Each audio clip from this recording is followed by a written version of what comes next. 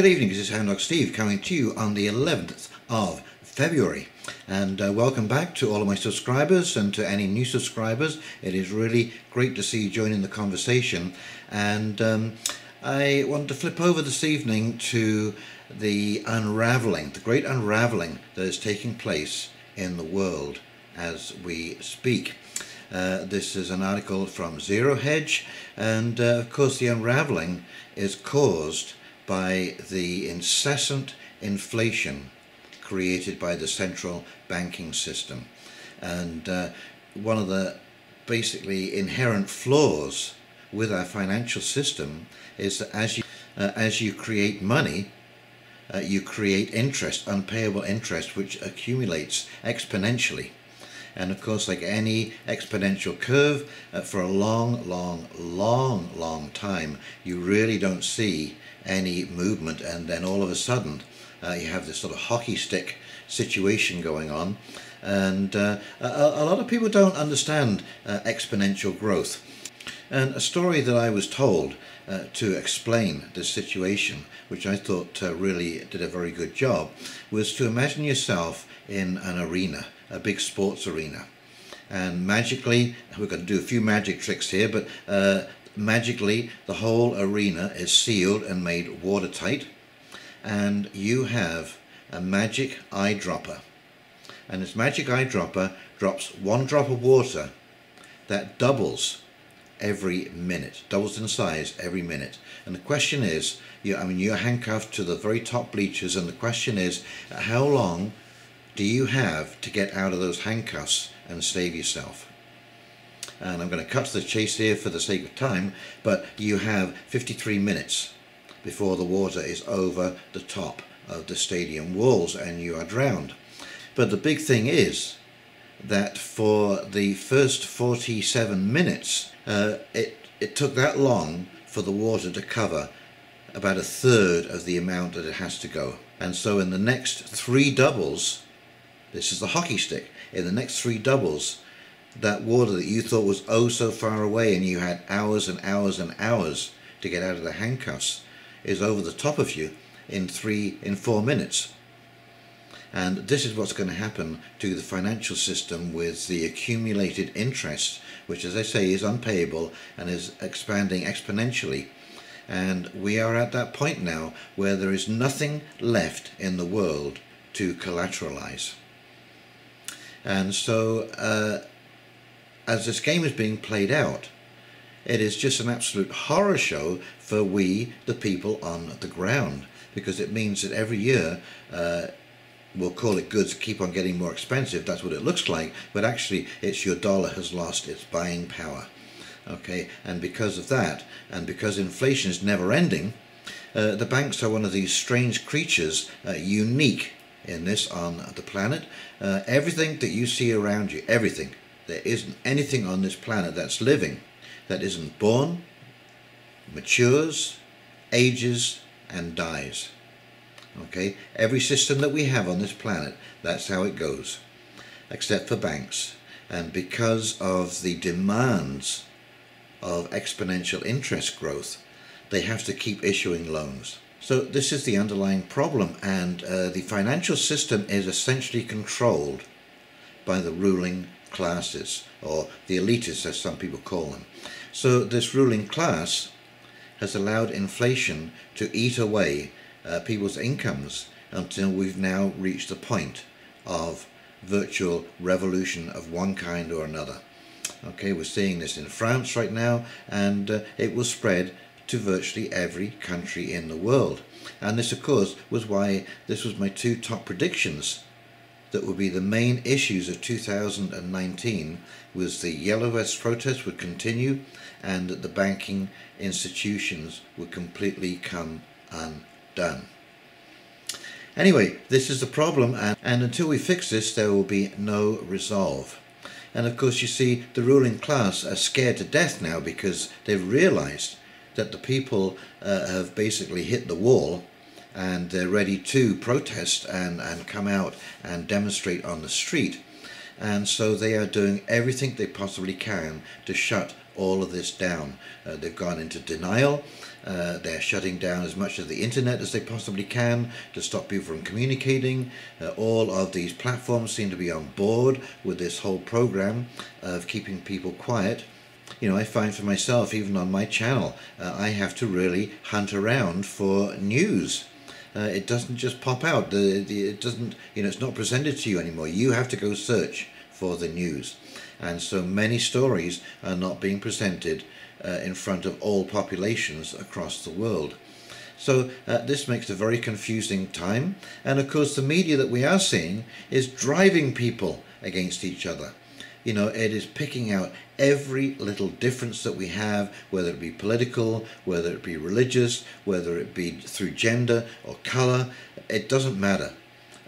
We are being driven against each other, and we seem to be falling for it hook, line and sinker once again.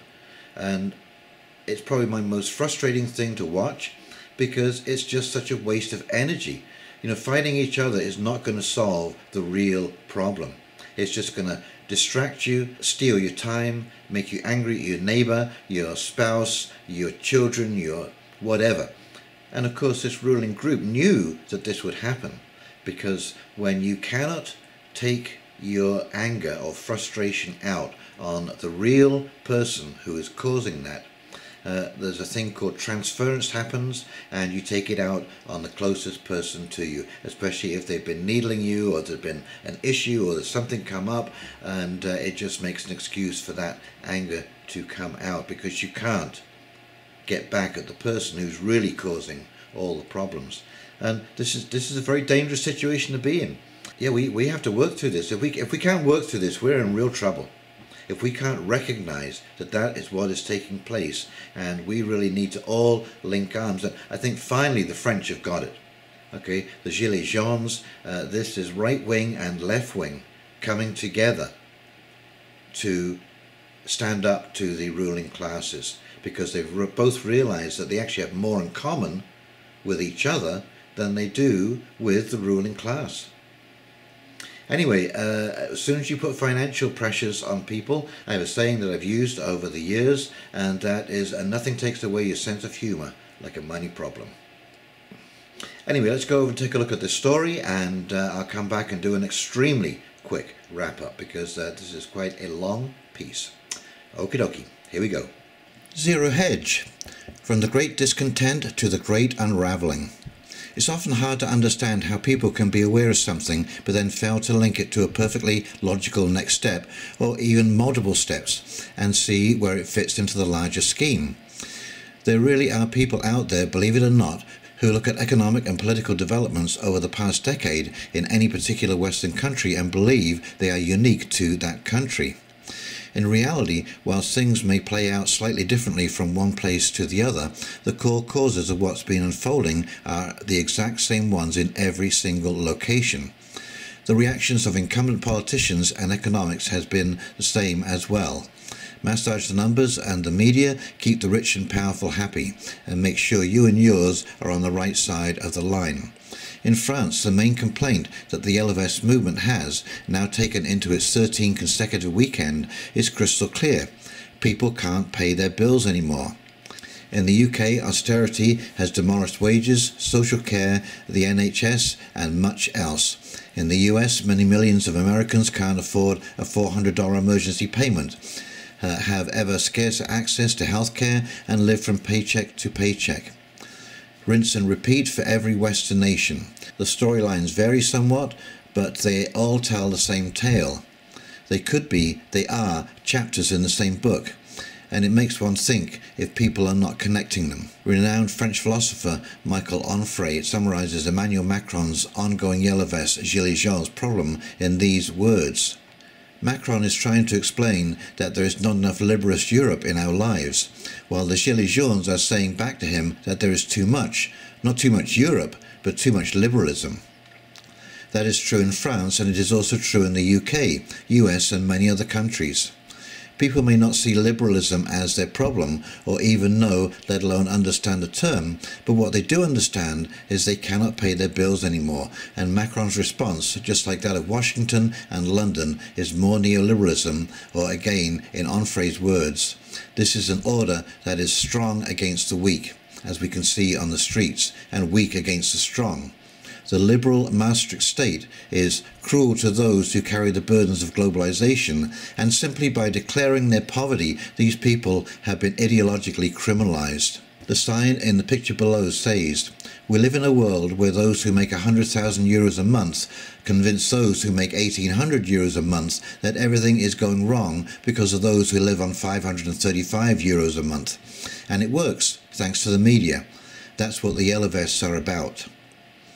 Again, it's not about the term neoliberalism, and it's not about some ideological question or fight. It's about people not being able to pay their bills, and about politicians leaving them hanging all alone in a freezing wind. Nor is it a left against right issue. Western countries only have formally left parties left. People who can't pay their bills have been left to fend for themselves, no matter what they vote, and they finally understand that. In Italy, traditional parties were all but wiped out, to be replaced with the Lega and the Five-Star parties. In France, ditto, but there Macron was the new guy. In Germany, Merkel still holds the CDU-CSU ship somewhat steady, but she's a goner and the right rises. In Britain, there is still only two main parties, but they're already history. It makes no difference what Jeremy Corbyn does or doesn't do. He'll be crushed by the betrayal Tony Blair inflicted on the nation in the name of the same Labour Party now led by Corbyn, while Tories, like the Democrats in the US, rely on having taken over the media.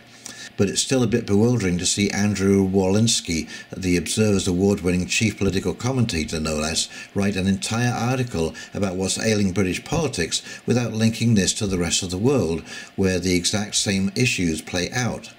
Of course, it's obvious that Brexit has become a divisive issue, not only in UK politics but also there, and not just between parties but also within them. But if anything, Brexit is not the cause but a mere symptom of the British variety of the Great Discontent. The cause is that in Britain too, people can't pay their bills anymore. One country gets Trump, the other gets yellow vests, and the third gets Brexit. Why the sickly ugly sisters of UK politics deserve to suffer the splits. It is true that the big two can still gather up a lot of votes. After decades of decline in their combined vote share, it blipped up at the last election. But I don't think that truly indicated renewed enthusiasm for either of them.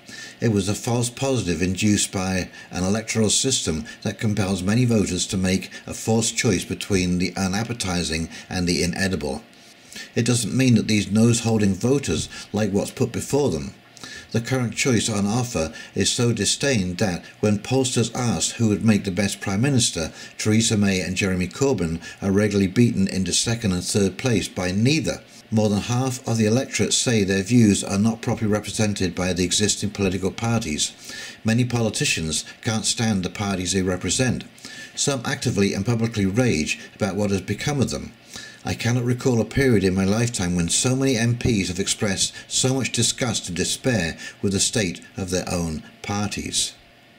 Mr. Rawnsley managed to avoid any mention of anything at all existing outside of the British borders in the entire article, other than chiding Corbyn for failing to condemn Maduro. And you're right, if that is the extent of your media, or even that of the formerly left-leaning bit, you may need an extra decade or so to figure out what the rest of the world already knows.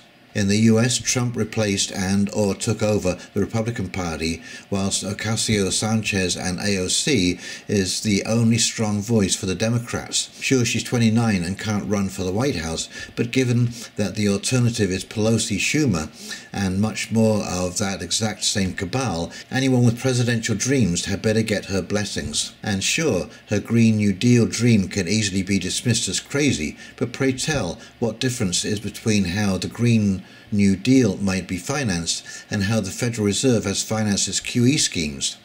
Perhaps the big difference is who profits, in one instance the banks, in the other society at large. From a different perspective, there too, AOC is like Trump. First you start big and after you see what can be done. Her version of the art of the deal. Besides, she has a plan and nobody else has one, except perhaps for Bernie, but his credibility was fatally wounded by letting the DNC waltz all over him in 2016, and his age is not going to help. If you're really fed up with what's there because it's disappointing you 3 ways to Sunday and now you can't pay your bills, you're not going to vote for Grandpa. You're going to vote for someone young. Still, if Bernie hooks up with Ocasio, he may have a shot. For all the others in the already crowded field, it's what have you done for me lately? And they all either haven't done dick all or they can't string 2 words together without looking like someone wrote it all down for them. Look for a whole bunch from the first Clinton-Wasserman mould, i.e. every candidate so far, to support the Green New Deal, but only to sabotage it, and Ocasio at the first available opportunity. If people already find that very large and very obvious political changes too much to comprehend, here's some awkward news for you. And it's not just that the media versus social media fight must inevitably lead to an ever stronger tsunami of news overkill, though that's the big one. The media once upon a time reported the news, an outdated business model. Today they don't report the news, they manufacture it. It is more profitable because people are more gullible and or they're drowning in the giant overkill waves. I like the tsunami metaphor for the news dissemination. People think social media will work to their advantage, like when the waters recede after a quake. But they have more control over their news. But then it all comes back in one big go and they're completely lost. The main upcoming event in media and politics won't be the great political discontent, it will be the economic one. Those who can't pay their bills today will be the first victims of the massaged economic numbers finding themselves subject to gravity once again. Central banks won't be able to prop up the zombies anymore or the facade. The media will turn against the prevailing order when they deem it profitable, or rather in a desperate attempt at survival. What once was the middle class will join the various yellow vest groups around the world. So will whatever it is you call that took the place of the middle class. Certainly after the housing bubble mortgages become eligible for margin calls, then all that's left will be the very rich and the very poor. It'll be back to the Middle Ages, just with 20 times as many people, and with over half the wildlife gone and the arable land and 80% of insects gone since 1980 alone. But yeah, we can also pretend that any problem we encounter can only possibly be a temporary blip, and there's sunshine on the way, around the corner, not pitchforks. Still, I'm pretty sure it's precisely because we do nothing but pretend that we gather all the problems in the first place that make one think of pitchforks. And I'm also pretty sure that we are a lot less smart than we tell ourselves we are, considering we kill off what without which we have zero chance of survival, and considering we let people starve in the richest human society the world has ever seen. Make that we'll ever see, but we still have trouble seeing our own noses, let alone following them. With such blind masters of pretense that we hardly ever notice the great discontent entering our nations, our communities, and our homes. What then are the odds we will perceive the arrival of the great unravelling? Anyway, I think you can see that that basically sums it up. It's a very eloquent little tale and really puts the finger right on the problem. And so I hope you enjoyed that. If you did, please like, comment and subscribe. And in the meantime, this is Hound Dog Steve signing off. You take care, have a great week, and we'll talk to you very, very soon. See you now. Bye.